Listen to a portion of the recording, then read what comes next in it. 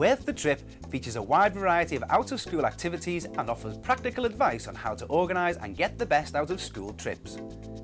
Coming up, Trevor Langston and his group of Year 11 Business Studies pupils from Whalley Range are on an educational visit to Cadbury World in Birmingham. And Lorraine Curry's Year 7 pupils visit the Roman Legionary Museum and Carleon fortresses to experience Roman life in Britain 2,000 years ago. The trip that we're going on to is to Cadbury's World in Birmingham. It's part of an assignment that the students have to do as part of their GMBQ Intermediate in Business. They have to compare a public limited company with a sole trader or partnership. We find them the public limited company and they find the contrasting business. We've chosen this company because it makes something and because it makes something that the students enjoy. So they've got a bit of an interest in it already, and it's good for them to conceptualise because it's a manufacturing business. First of all, we'll be getting there and going straight into a tour which actually takes you around various different bits and pieces. It talks about the history of Cadbury, why they're located where they did, how they make the chocolate. That's a self-guided thing, so we go round at our own pace and I can stop the students and say, make sure you've got notes on that. It's good that it's self-guided because we can focus on what we want. And then finally we have a talk where they have an education officer who we've already briefed him on what we want. So he's going to do a talk for us and hopefully cover all the main areas we need. Organising a trip's a bit of a nightmare, and it's very easy to be put off from doing it because first of all obviously you've got to organise with the company and they've got quite a long lead time, so we had to get this done before the summer holidays or else we wouldn't have been able to get in probably before Christmas. Then it's all the process of organising a coach, making sure you've got the risk assessments done, getting all the letters out to the parents, getting permission slips in, getting the money in, making sure that's handed in quickly and then it's safe. My involvement with the trips is that I try to coordinate and arrange most of the trips, and last year in our department we managed to get 49 events organised within business. One of the ways that we've made taking the trips out easier, because as you know it's a lot of paperwork to do, is that we've prepared a trips checklist which I have here. Now, as you can see, there are 16 things that have to take place. So what we do by putting all this, first a nice simple checklist, but we've put as many of the standard forms as possible onto the shared drive so that the letters that will go with the trips are all prepared and they only have to change the dates and the cost of the trip and so on. And by doing that it makes it less daunting. All the risk assessment forms are already on the shared drive. So again, if you're going on a coach trip, you're going on a coach trip, so the risk assessment is very similar. One thing that we do, because we do so many trips, we use the same coach firms and we negotiate deals with them. So that is one way that we can try to minimise the cost. In terms of leaving stuff on the coach, you can... The actual tour will be very much helping them through it because they're absolutely bombarded with information and only certain bits of it are relevant, so we'll be very much sort of focusing them on what they need to get out of it, because otherwise they'll just go around and they won't really know what they're looking for.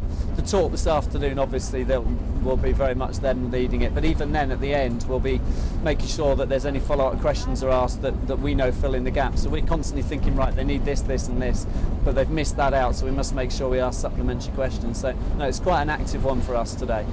You've got to find out some more information about ownership, all about them being a public limited company, and there's some questions there. They've got Hang on, hang on.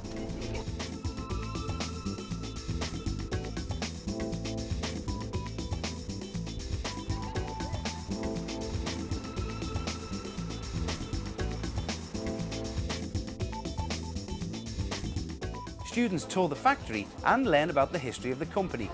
In total, the venue informs around 1,500 school groups each year. So far we've heard a bit about why the company located where it did, and they've made some notes in the last room. Now they're listening to some machines that are telling them how a particular chocolate is made, and also we've been told a little bit about what they do for their employees. So hopefully we've got some notes now which we can work on when we get back into the classroom. So it's a dead simple flow diagram, yeah? Washing, roasting, cooling, converting. And you can jot down there, Simon, it's converting from the cocoa bean to the cocoa mass.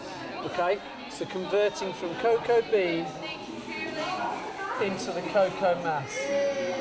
The best thing is the fact that it's broken up so differently. They've watched videos, they've had a chance to interact, they've actually made a little bit of chocolate. We've eaten some, they've eaten some. So it always, they remember it. You know, when we get back to the classroom, they'll remember, do you remember when you made that? Do you remember when you ate that? So it just brings it to life, and all the, just the colour and everything, it summarises it really well. And I get to eat lots of chocolate. Girls, I'm worried that you lot haven't made any notes on how that works. Have you? Yeah, I'm thinking of So you can describe how a Cadbury cream egg is made? Yeah. Okay, as long as you have, I'm happy. Don't forget the moulding. Moulding, very important process, okay? And the wrapping, obviously. Okay? So you're going to feel sick when you eat that. I know. The trip is key to the pupils' knowledge of the subject, and the experience will help with their assignment.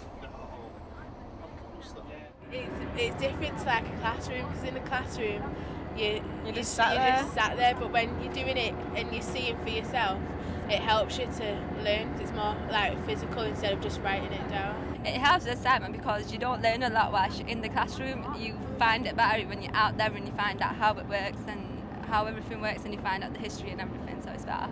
Students never make as many notes as I hope they would, but when we get back and I consolidate it all, I'm sure it'll all come back to them. So yeah, I think it went well. Students seem to enjoy themselves on the whole. Similar business studies trips are available around the country. The business information provision at Newcastle Libraries shows students how to source company information such as articles, data and financial reports. Greggs in Manchester invites students to see how it prepares the food for its sandwich and pie shops.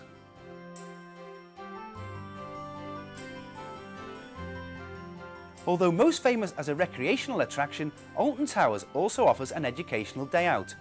The business of leisure includes marketing, custom service and promotion. At the Jaguar Education Centre in Liverpool, students can see how cars are manufactured. The tour takes them from the initial design stage using life-size clay models to the finished product. Warburton's offers pupils the chance to tour their factories in Nottingham, Bolton and Newcastle and learn how they make, market and distribute their bread.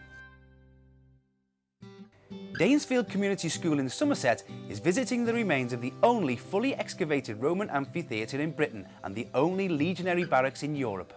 We take the classes on trips quite often in our department. Generally, I would say that per year we take them on at least two visits in each year group. We've chosen Caerleon, the Roman Legionary Museum, because partly it's not too far away, it's only 2 hours away, and it is one of the best sites that we've seen for teaching about the Romans. It has 4 sites and it's quite varied. You've got some sites outside, you've got the museum, you've got the Roman baths, and it really is a fun-packed day. The children don't get bored, there's something going on all the time, and it's a really good example to highlight some of the things that we're doing in school. We are studying the Roman army at the moment. We're looking at strengths, the reasons why that particular army was so powerful, and it really does fit in with that. You can go to each of the sites and look at that key question in turn at each of those sites and find evidence for it. I don't worry about taking the children out, and I don't worry necessarily about their safety. What I do worry about is, have I got everything in place just in case? Have I got all the packs of information ready? Do I have the medical bags? Have I remembered clipboards? It's all of the organisational things I worry about in terms of have I remembered absolutely everything. But as far as the safety of the children and the day itself, that will all be prepared and will all be sorted beforehand anyway. So I don't worry about that. Right, so you have to be talented to build things like roads, forts, okay, brilliant. Organisation and preparation is the most important thing.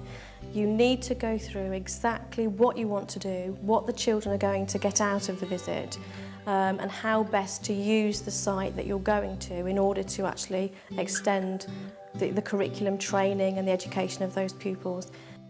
3 coaches carrying 130 Year 7 pupils arrive in Caerleon. The journey down was great. We were a bit late leaving. We lost a couple of buses on the way, but we managed to meet up, but it was fine, absolutely fine.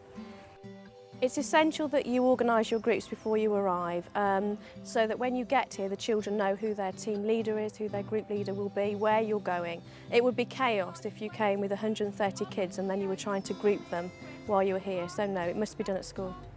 Holly, James and Toby, you are counted by me. Use the crossing. Okay. You, Group 1, will be with your teacher. You're going through that door out there and you are going to enter into our barrack room. I know you haven't been here long today. Can anyone tell me what is a barrack room? My name is Heidi and I work here at the Roman Legionary Museum. I deal with the school visits that arrive here, and my role really is to sort of facilitate and do role playing with them. It's basically where they get a chance to dress up and have a bit of fun, really. Move it. Come on. Move it, move it. Come on. The feedback we get from them is instant. They enjoy it. Everything that they've seen throughout the day is sort of brought to life with costume interpretation, role play. You know, they get a chance to dress up as soldiers, as masters, as slaves. They're serving food, they're lying in a barrack room. It's all brought to life to them in this session, everything. Could we please have a round of applause for the entertainment? What you need to do is just pick up the sailor, pop it in the mouth and eat it in one there, so you don't know. A visit combines role-play sessions with the study of historical monuments and artefacts. Yes. What would they not have had that we've got today? Doctors. Well, they would have had some doctors, but no hospitals, no medicine, the same as we've got. Yeah, you did have some cavalry. Yeah, you did have some cavalry. They tended to be a bit more important than just the ordinary legionary, like this person. He would be sort of an ordinary soldier, and then you would have other soldiers who would be trained to do something else. If it rains, and it rained last year, then we get wet. If it's really bad, then we can perhaps spend longer in the inside areas. But generally, we're only outside for half the day, and if we get wet, we get wet. The pupils explore what was once a thriving civilian and military settlement.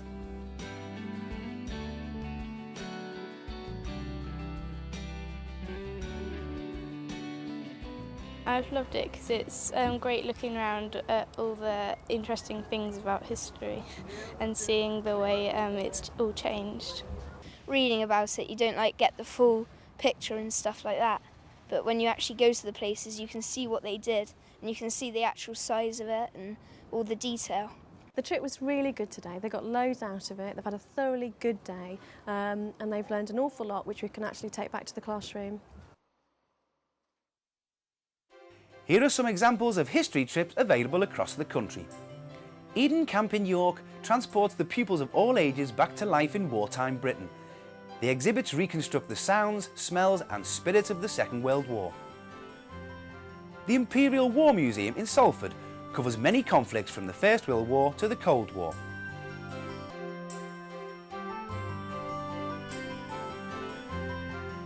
The Natural History Museum in London offers pupils aged 3 to 18 a huge variety of experience and activity to do with the natural world. Warwick Castle is situated 2 miles from Junction 15 off the M40. The castle brings medieval history to life. English Heritage provides free educational trips to over 400 sites across England, from Stonehenge and the Roman invasion to Dunkirk and World War II.